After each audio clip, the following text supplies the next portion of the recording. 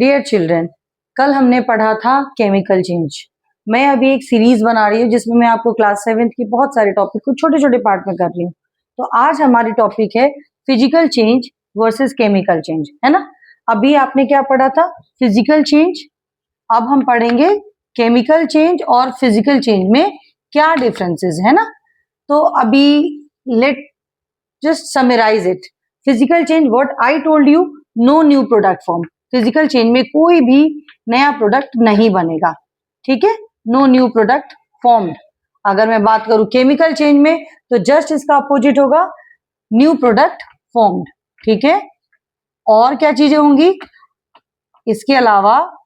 होगा कि ये जो होगा physical change that will be temporary. Okay, got it? Temporary. Temporary means you can change it any time. जैसे आपने पेपर लिया, पेपर फोल्ड कर दिया और आपने कोई पेपर की कटिंग कर ली, they could be change, you are making nothing new, तो that will be temporary.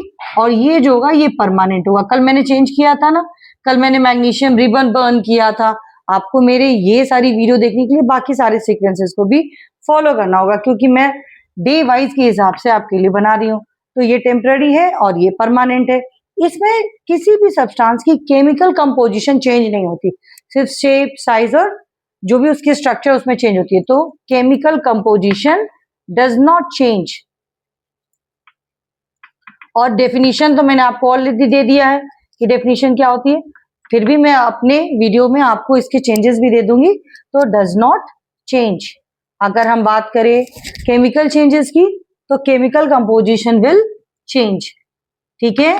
So I think आपको ये पार्ट बिल्कुल क्लियर है कि फिजिकल चेंज में न्यू प्रोडक्ट नहीं बनेंगे, chemical change will form new product. Physical change will be temporary, chemical change will be permanent. In physical change only the chemical composition will remain same, only you are changing the shape, structure and size. But when we are talking about chemical change में क्या होगा, that change will be permanent.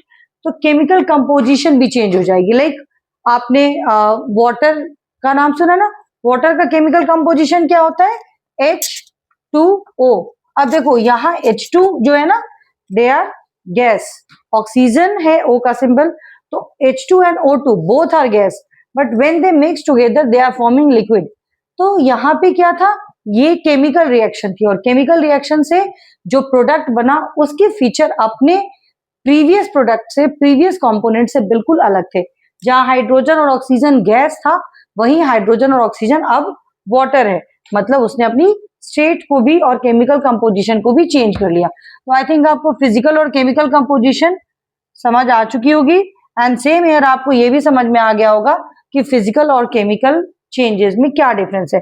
अब हमारी daily life में बहुत सारी चीजें जो केमिकल चेंज से रिलेटेड, अभी तो मैं खाने की कोई चीज आपके लिए नहीं लेकर के आई हूं, लेकिन अभी आपके पास कुछ ऐसी चीजें हैं जो आप डेली यूज करते हैं। तो हमारा जो नेक्स्ट टॉपिक है वो है importance of chemical changes. Got it? बहुत सारी चीजें हैं। अब अगर केमिकल चेंज नहीं होगा तो क्या होगा, और केमिकल चेंज से हमें क्या क्या फायदा होता है। तो मैंने आपके लिए कुछ सैंपल रखे। ये क्या है? ये पेन है, लेकिन इस पेन के प्लास्टिक कवर को बनाने के लिए भी केमिकल कंपोजिशन यूज होता है। ये क्या है? ये तो सबको पता होगा, शैम्पू है ना, सनसिल्क के शैम्पू है।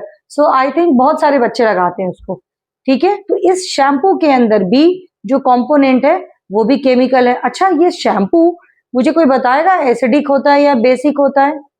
थोड़ा सा सोचो। ये होता है, यस, वेरी नाइस, ये होता है बेसिक। और इसके बाद आपने कंडीशनर लगाया ना कभी, कंडीशनर जो होता है वो क्या होता है?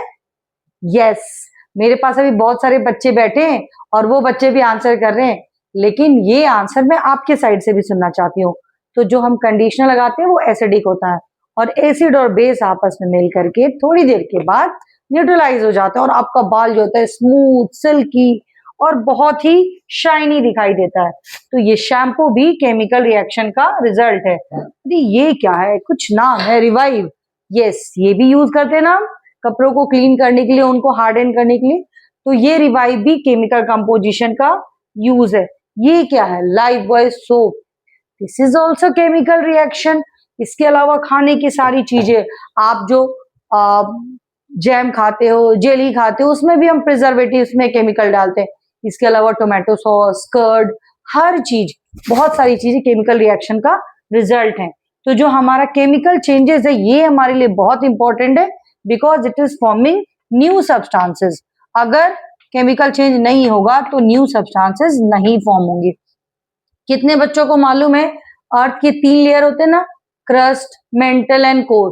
तो अर्थ के क्रस्ट से भी, मेंटल से भी हम बहुत सारे मिनरल्स को एक्सट्रैक्ट करते हैं। Extract means we are getting it out from. तो किसी भी चीज को जब हम एक्सट्रैक्ट करते हैं ना, तो उसमें कुछ इम्प्योरिटीज होती हैं, और उस इम्प्योरिटीज को डिफरेंट करने के लिए, अलग करने के लिए, सेग्रीगेट करने के लिए भी we are using chemical process. So chemical changes is also important to extract new metals, okay, extract new metals। और भी जितनी हमारी घर की चीजें हैं वो, उसमें भी बहुत सारी चीजें, खासतौर से फूड बेवरेज जिसे हम खाने के लिए यूज करते हैं, they are also made up of chemical changes. So it is very important. At last I tell you कि ये बहुत इंपॉर्टेंट है, ताकि हम न्यू सब्सटेंस को फॉर्म कर सके और हम मेटल को एक्सट्रैक्ट कर सके। और न्यू सब्सटेंस में तो बहुत सारी है, जैसे मैंने आपको एक एग्जांपल दिया था कर्ड। कर्ड भी क्या है? केमिकल चेंज है। अच्छा, हर वीडियो में मैं आपसे एक क्वेश्चन पूछती हूँ, तो इस वीडियो में आपके लिए क्वेश्चन है कि if curd is a chemical change, like आपने कर्ड को फॉर्म किया, can you return back it into milk? नहीं कर सकते या कर सकते हैं? आपको जवाब देना है। मीन्स ओवरऑल आपको जस्टिफाई करना है कि curd is a formation of curd is a chemical change. तो ये क्वेश्चन आपके होमवर्क में है, इन बिटवीन द वीडियो मैं दे रही हूँ। इट डजंट मीन कि मैं वीडियो अभी एंड कर रही हूँ। सो जस्टिफाई योर स्टेटमेंट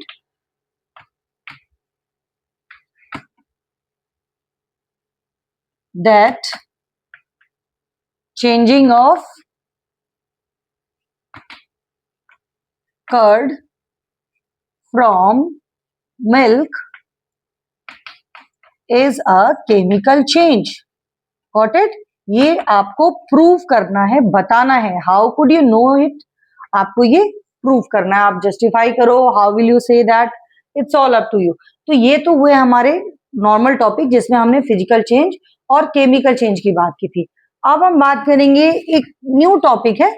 वैसे उस टॉपिक के बारे में आप सबको पता, भी बारिश हो रही थी ना, आप सबने देखा होगा घर के बाहर या ग्रिल पे कहीं ब्राउन ब्राउन कोटिंग आ रही होगी।